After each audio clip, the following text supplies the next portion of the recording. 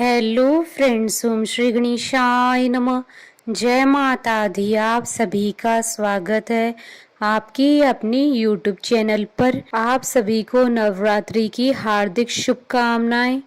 Friends, आज हम नवरात्रि के प्रथम दिन पर दुर्गा सप्तशती के प्रथम अध्याय को प्रस्तुत करने जा रहे हैं। फ्रेंड्स, वीडियो शुरू करने से पहले आपसे रिक्वेस्ट है, अगर आप हमारी चैनल पर नए हैं और आपने अभी तक चैनल को सब्सक्राइब नहीं किया है तो प्लीज़ सब्सक्राइब कीजिएगा चैनल को, साथ ही प्रेस कीजिएगा बेल आइकन को, जिससे नए वीडियो से रिलेटेड नोटिफिकेशन आपको तुरंत प्राप्त हो सके। और वीडियो पसंद आने पर वीडियो को लाइक और शेयर ज़रूर कीजिएगा ताकि सभी भक्तों को इस वीडियो का लाभ प्राप्त हो सके। और कमेंट बॉक्स में जय माता दी जरूर लिखिएगा। या देवी सर्वभूतेषु शक्तिरूपेण संस्थिता नमस्तस्यै नमस्तस्यै नमस्तस्यै नमो नमः। प्रथम अध्याय प्रारंभ। महर्षि ऋषि का राजा सूरत और समाधि को देवी की महिमा बताना। महर्षि मार्कंडेय बोले, सूर्य के पुत्र सावर्णी की उत्पत्ति की कथा विस्तार पूर्वक कहता हूँ, सुनो। सावर्णी माँ माया की कृपा से जिस प्रकार मनवंतर के स्वामी हुए, उसका भी हाल सुनो। पहले स्वारोचिष नामक राज्य था। वहाँ सुरथ नाम के राजा राज्य करते थे। वह प्रजा को अपने पुत्र के समान मानते थे, तो भी कोला विध्वंसी राजा उनके शत्रु बन गए। दुष्टों को दंड देने वाले राजा सूरत की उनके साथ लड़ाई हुई। कोला विध्वंसियों की संख्या में कम होने पर भी राजा सूरत युद्ध में उनसे हार गए। तब वह अपने नगर में आ गए। केवल अपने देश का राज्य ही उनके पास रह गया और वह उसी देश के राजा होकर राज्य करने लगे। किंतु उनके शत्रुओं ने उन पर वहां आक्रमण किया। राजा को बलहीन देखकर उनके दुष्ट मंत्रियों ने राजा की सेना और खजाना अपने अधिकार में कर लिया। राजा सूरत अपने राज्य अधिकार को हार कर शिकार खेलने के बहाने घोड़े पर सवार होकर वहां से एक भयंकर वन की ओर चले गए। उस वन में उन्होंने महर्षि मेधा का आश्रम देखा। वहां मेधा महर्षि अपने शिष्यों और मुनियों से सुशोभित बैठे हुए थे और वहां कितने ही हिंसक जीव परम शांति भाव से रहते थे। राजा सूरत ने महर्षि मेधा को प्रणाम किया और महर्षि ने भी उनका उचित सत्कार किया। राजा सूरत महर्षि के आश्रम में कुछ समय तक ठहरे। अपने नगर की ममता के आकर्षण से राजा अपने मन में सोचने लगे, पूर्व काल में पूर्वजों ने जिस नगर का पालन किया था वह आज मेरे हाथ से निकल गया। मेरे दुष्ट एवं दुरात्मा मंत्री मेरे नगर की अधर्म से रक्षा कर रहे होंगे या नहीं। मेरा प्रधान हाथी, जो कि सदा मद की वर्षा करने वाला और शूरवीर था, मेरे वैरियों के वश में होकर न जाने क्या दुख भोग रहा होगा। मेरे आज्ञाकारी नौकर, जो मेरी कृपा से धन और भोजन पाने से सदैव सुखी रहते थे और मेरे पीछे पीछे चलते थे, वह अब निश्चय ही दुष्ट राजाओं का अनुसरण करते होंगे तथा मेरे दुष्ट एवं दुरात्मा मंत्रियों द्वारा व्यर्थ ही धन को व्यय करने से संचित किया हुआ मेरा खजाना एक दिन अवश्य खाली हो जाएगा। इस प्रकार की बहुत सी बातें सोचता हुआ राजा निरंतर दुखी रहने लगा। एक दिन राजा सूरत ने महर्षि मेधा के आश्रम के निकट एक वैश्य को देखा। राजा ने उससे पूछा, भाई तुम कौन हो? यहाँ तुम्हारे आने का क्या कारण है और तुम मुझे शोकाग्रस्त अनमने से दिखाई देते हो, इसका क्या कारण है? राजा के यह नम्र वचन सुन वैश्य ने महाराज सूरत को प्रणाम करके कहा। वैश्य बोला, राजन, मेरा नाम समाधि है। मैं धनियों के कुल में उत्पन्न एक वैश्य हूँ। मेरे दुष्ट स्त्री और पुत्र आदियों ने लोभ से मेरा धन छीन लिया और मुझे घर से निकाल दिया। इस तरह से दुखी होकर इस वन में चला आया हूँ और यहाँ रहता हुआ मैं इस बात को भी नहीं जानता कि अब घर में इस समय सब कुशल है या नहीं। यहाँ मैं अपने परिवार का आचरण संबंधी कोई समाचार भी नहीं पा सकता कि वह घर में इस समय कुशल पूर्वक हैं या नहीं। मैं अपने पुत्रों के संबंध में यह भी नहीं जानता कि वह सदाचारी हैं या दुराचार में फंसे हुए हैं। राजा बोले, जिस धन की लोभी स्त्री पुत्रों ने तुम्हें घर से निकाल दिया है, फिर भी तुम्हारा चित्त उनसे क्यों प्रेम करता है। वैश्य ने कहा, मेरे विषय में आपका ऐसा कहना ठीक है, किंतु मेरा मन इतना कठोर नहीं। यद्यपि उन्होंने धन के लोभ में पड़कर पितृ स्नेह को त्याग कर मुझे घर से निकाल दिया है, तो भी मेरे मन में उनके लिए कठोरता नहीं आती। हे महामते, मेरा मन फिर भी उनमें क्यों फंस रहा है, इस बात को जानता हुआ भी मैं नहीं जान रहा। मेरा चित्त उनके लिए दुखी है। मैं उनके लिए लंबी लंबी सांसें ले रहा हूँ। उन लोगों में प्रेम नाम नहीं है, फिर भी मेरे ऐसे नीच स्नेहियों के लिए मेरा हृदय कठोर नहीं हो सकता। महर्षि मार्कंडेय जी ने कहा, हे ब्राह्मण।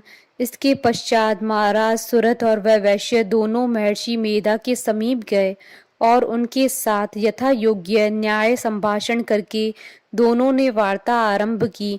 राजा बोले, हे भगवन, मैं आपसे एक बात पूछना चाहता हूँ, सो आप कृपा करके मुझे बताइए।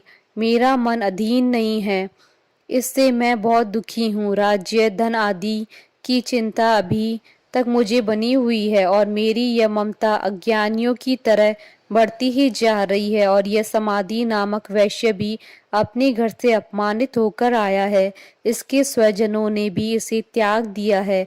स्वजनों से त्यागा हुआ भी यह उनसे हार्दिक प्रेम रखता है। इस तरह हम दोनों ही दुखी हैं। हे महाभाग, उन लोगों के अवगुणों को देखकर भी हम दोनों के मन में उनके लिए ममता जनित आकर्षण उत्पन्न हो रहा है। हमारे ज्ञान रहते हुए भी ऐसा क्यों है। अज्ञानी मनुष्यों की तरह हम दोनों में यह मूर्खता क्यों है। महर्षि मेधा ने कहा, विषम मार्ग का ज्ञान सब जंतुओं को है। सबों के लिए विषय पृथक पृथक होते हैं। कुछ प्राणी दिन में नहीं देखते और कुछ रात को, परंतु कई जीव ऐसे हैं जो दिन तथा रात दोनों में देख सकते हैं। यह सत्य है कि मनुष्य में ज्ञान प्रदान है, किंतु केवल मनुष्य ही ज्ञानी नहीं होता है। पशु पक्षी आदि भी ज्ञान रखते हैं। जैसे यह पशु पक्षी ज्ञानी है, वैसे ही मनुष्य का ज्ञान है, और जो ज्ञान मनुष्यों में है वैसे ही पशु पक्षियों में है, तथा अन्य बातें भी दोनों में एक जैसी पाई जाती है। ज्ञान होने पर भी इन पक्षियों की ओर देखो कि अपनी भूख से पीड़ित बच्चों की चोंच में कितने प्रेम से अन्न के दाने डालते हैं। हे राजन, ऐसा ही प्रेम मनुष्यों में भी अपनी संतान के प्रति पाया जाता है। लोभ के कारण अपने उपकार का बदला पाने के लिए मनुष्य पुत्रों की इच्छा करते हैं और इस प्रकार मोह के गड्ढे में गिरा करते हैं। भगवान श्री हरि की जो माया है, उसी से यह संसार मोहित हो रहा है। इसमें आश्चर्य की कोई बात नहीं है, क्योंकि वह भगवान विष्णु की योग निद्रा है। यह माया ही तो है कि जिसके कारण संसार मोह में जकड़ा हुआ है। यही महामाया भगवती देवी ज्ञानियों के चित्त को बलपूर्वक खींचकर मोह में डाल देती है और उसी के द्वारा संपूर्ण जगत की उत्पत्ति होती है। यही भगवती देवी प्रसन्न होकर मनुष्य को मुक्ति प्रदान करती है। यही संसार के बंधन का कारण है तथा संपूर्ण ईश्वरों की भी स्वामिनी है। महाराज सुरत ने पूछा, भगवन, वह देवी कौन सी है जिसको आप महामाया कहते हैं। हे ब्राह्मण, वह कैसे उत्पन्न हुई और उसका कार्य क्या है। उसके चरित्र कौन कौन से हैं। प्रभु, उसका जैसा प्रभाव हो, जैसा स्वरूप हो, वह सब ही कृपा कर कर मुझसे कहिए। मैं आपसे सुनना चाहता हूँ। महर्षि मेधा बोले, राजन, वह देवी तो नित्य स्वरूपा है। उसके द्वारा यह संसार रचा गया है, तब भी उसकी उत्पत्ति अनेक प्रकार से होती है। वह सब आप मुझसे सुनो। वह देवताओं का कार्य सिद्ध करने के लिए प्रकट होती हैं। उस समय वह उत्पन्न हुई कहलाती हैं। संसार को जलमय करके जब भगवान विष्णु योग निद्रा का आश्रय लेकर शेष शैया पर सो रहे थे, तब मधुकैटभ नाम के दो असुर उनके कानों की मैल से प्रकट हुए और वह श्री ब्रह्मा जी को मारने के लिए तैयार हो गए। श्री ब्रह्मा जी ने जब उन दोनों को अपनी ओर आते देखा और यह भी देखा कि भगवान विष्णु योग निद्रा का आश्रय लेकर सो रहे हैं, तब वह उस समय श्री भगवान को जगाने के लिए उनके नेत्रों में निवास करने वाली योग निद्रा की स्तुति करने लगे। श्री ब्रह्मा जी ने कहा, हे देवी, तुम ही स्वा, तुम ही स्वदा और तुम ही वष्टकार हो। स्वर भी तुम्हारा ही स्वरूप है, तुम ही जीवन देने वाली सुधा हो। नित्य अक्षर प्रणव में आकार, उकार, मकार, इन तीनों माताओं के रूप में तुम ही स्थित हो। इनके अतिरिक्त जो बिंद पथ अर्ध मात्रा है, जिसका कि विशेष रूप से उच्चारण नहीं किया जाता है, हे देवी, वह भी तुम ही हो। हे देवी, संध्या, सावित्री तथा परम जननी तुम ही हो। तुम इस विश्व को धारण करने वाली हो। तुमने ही इस जगत की रचना की है। तुम ही इस जगत का पालन करने वाली हो। तुम ही कल्प के अंत में सबको भक्षण करने वाली हो। हे देवी, जगत की उत्पत्ति के समय तुम ही सृष्टि रूपा होती हो, पालन काल में स्थित रूपा हो और कल्प के अंत में संहार रूप धारण कर लेती हो। तुम ही महाविद्या, महामाया, महामेधा, महारात्रि और मोहरात्रि हो। श्री ईश्वरी और बोध स्वरूपा बुद्धि भी तुम ही हो।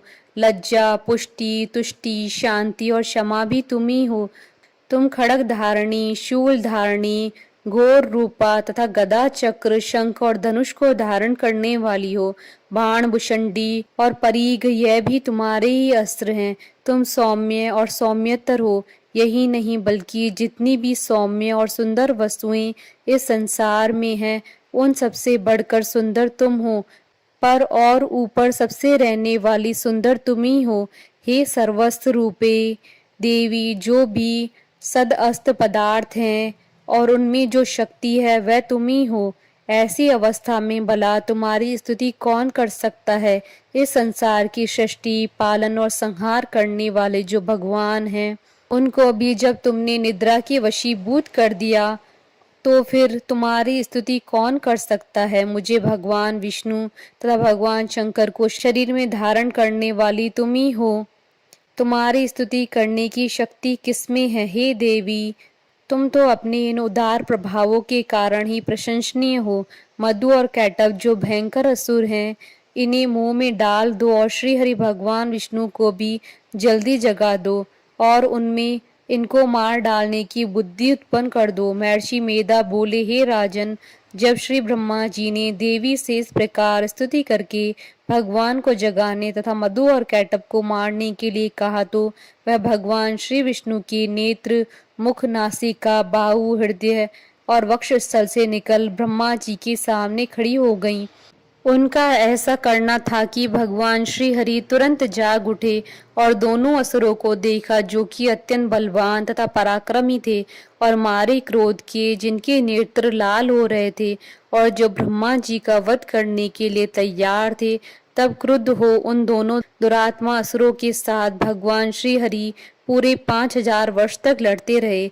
एक तो वह अत्यंत बलवान तथा पराक्रमी थे, दूसरे महामाया ने भी उन्हें मोह में डाल रखा था। अतः वह श्री भगवान से कहने लगे, हम दोनों तुम्हारी वीरता से अत्यंत प्रसन्न हैं, तुम हमसे कोई वर मांगो। भगवान ने कहा, यदि तुम मुझ पर प्रसन्न हो तो तुम मेरे हाथों से मर जाओ। बस इतना सा ही वर मैं तुमसे मांगता हूँ, यहाँ दूसरे वर से क्या प्रयोजन है। महर्षि मेधा बोले, इस तरह से जब वह धोखे में आ गए और अपने चारों ओर जली जल देखा, तो भगवान श्री हरि से कहने लगे, जहाँ पर जल ना हो, सूखी जमीन हो, उसी जगह हमारा वध कीजिए। महर्षि मेधा कहते हैं, तथास्तु कहकर भगवान श्री हरि ने उन दोनों को अपनी जांग पर लिटाकर उन दोनों के सिर काट डाले। इस तरह से वह देवी श्री ब्रह्मा जी के स्तुति करने पर प्रकट हुई थी। अब तुमसे उनके प्रभाव का वर्णन करता हूँ, सुनो। इति श्री दुर्गा सप्तशती प्रथम अध्याय संपूर्ण। बोलिए जयकारा मामाई दा सच्चे दरबार की जय। हमारे साथ इस वीडियो में अंत तक बने रहने के लिए आपका धन्यवाद। ओम श्री गणेशाय नमः। जय माता दी।